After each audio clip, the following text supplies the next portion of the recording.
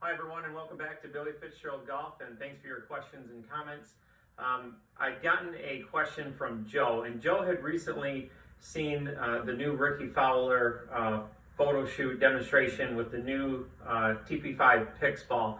It's a great alignment tool. You can really see the line, and there were a few things Ricky was talking about, what he does to practice, some of the training aids he talks about. So Joe wanted me to go over a little bit about setup, where your eyes go, how do you set up your posture. So we're going to do that today. So the first thing that we're going to get to is your setup or your posture.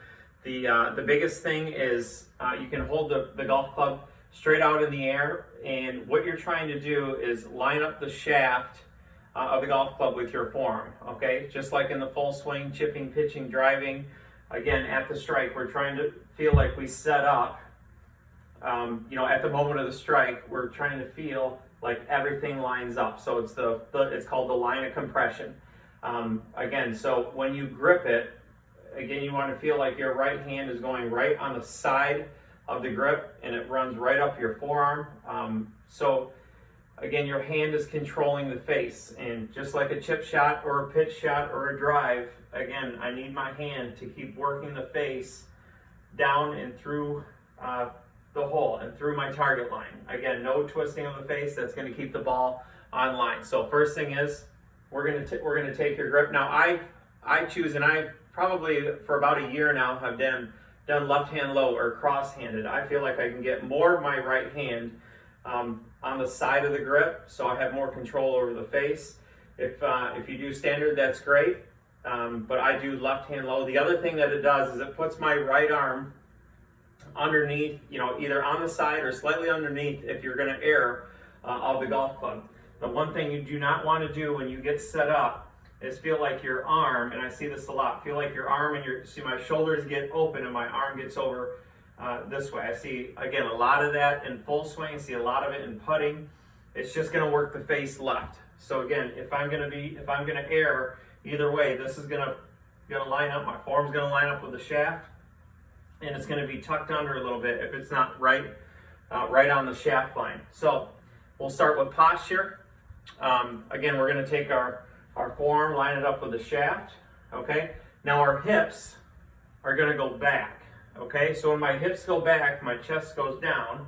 So if I get here, my forearm lines up with the shaft, my hips go back, and they keep going back, and I keep getting bent over until the golf club hits the ball. Okay, or it hits my target line. So hopefully that clears up posture a little bit. Now the biggest thing I want to talk to you about is eye line today. Again, you can see I've got a little gate system here lined up. So basically what we're trying to do is hit the ball end over end. So my main factor is if I can hit it through that first gate, that's really all that putting is. A lot of it is just trying to get it going on the correct line. So that's my my first goal.